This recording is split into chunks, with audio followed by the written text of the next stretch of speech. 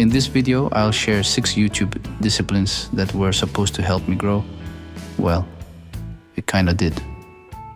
But it quietly made my guitar gas even worse. They felt like smart moves at the time. But looking back, I kinda just used them as excuses to buy more gear. And yeah, it was stupid. Because what no one really talks about is how these practices or disciplines can turn into excuses. Especially if you already have a gear addiction brewing in the background. So yeah, this is part confession, part reflection, and maybe a bit of a warning too. The first on the list of good practice is consistency in uploads. They say consistency builds trust, and it does. Uploading regularly shows you're serious, and YouTube likes that. But I started feeling this pressure, like I always needed something new in every video. So I'd scroll through listings and say to myself, maybe I need this new pedal or this guitar. I haven't featured anything new lately. And before I know it, my collection grew out of hand. But what I realize now is that not every upload has to be about something new.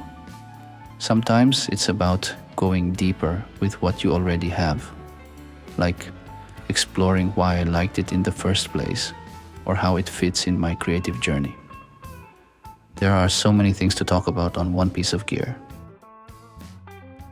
The next one is niche clarity. They also say, find your niche.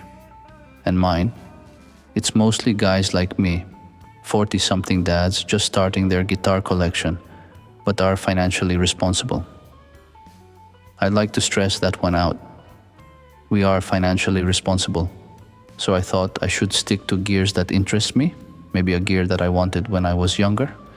But then I started buying certain guitars, not because I wanted them, but because they fit the niche. And before I knew it, my collection grew out of hand. Eventually I realized your niche isn't the gear. It's the experience around the gear, what it means to own it, why you chose it, how does it affect my playing. That's the real connection, that it's worth sharing.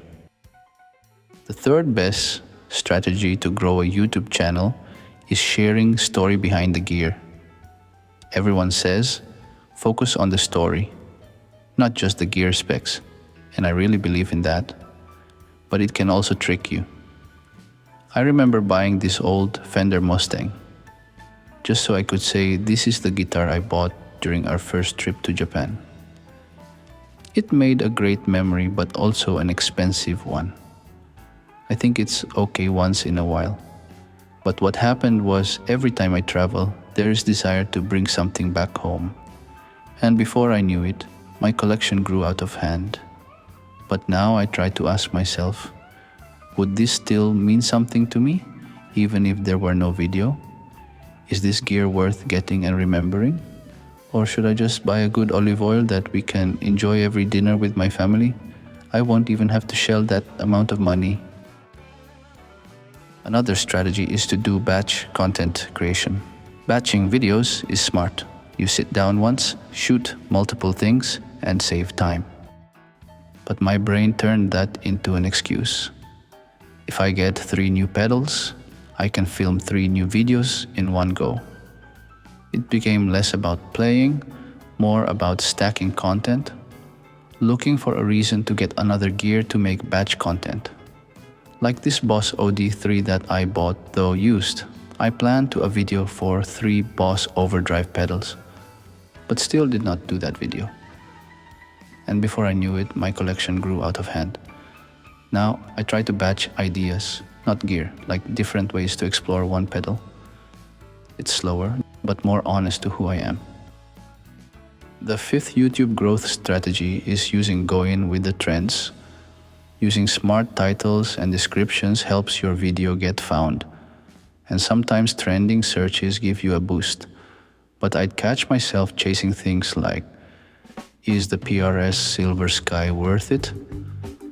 Even though I just have a small curiosity about that guitar. I thought, why is this popular and trendy? I should get one. Stupid, I know. And before I knew it, my collection grew out of hand. Now I try to write for one person, someone like me, not an algorithm, not a trend, just one quiet viewer who might need to hear something real.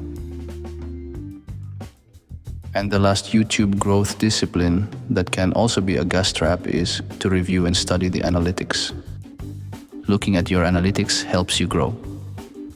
You see what worked and you try to do more of it.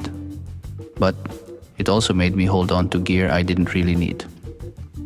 One pedal video did well, so I felt I had to keep it. Or my Epiphone Casino video got views, but I had already sold it. So I wondered if I should buy another one, just for the channel, and before I knew it, my collection grew out of hand. What helped was shifting the goal. Not just what got views, but can I replicate that concept to the other guitars that I have now? I still believe in these content creator habits. They do help you grow. But if you're not careful, especially if you love guitars, they can quietly shape your choices in ways you didn't mean. So this video's just a gentle reminder for you and for me. Create from where you are. Play what you love, not what the upload schedule or algorithm tells you to.